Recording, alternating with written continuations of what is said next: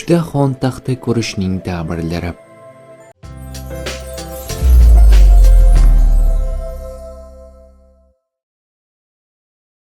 Ibn Sirin aytadiki, tushda xon taxtasi borligini va xon taxta ustida taomlar bo'lib, undan tanovul qilayotganini ko'rsa, yegani miqdorga qarab boylik va ne'mat topadi.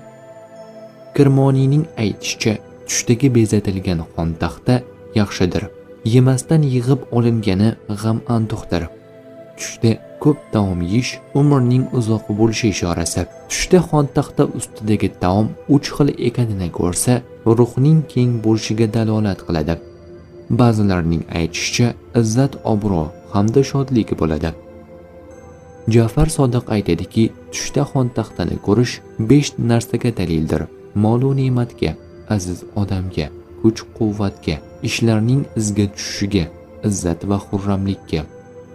Tush ta'birlari bashorat emas, barcha narsani bilguvchi zot yagona Allohdir.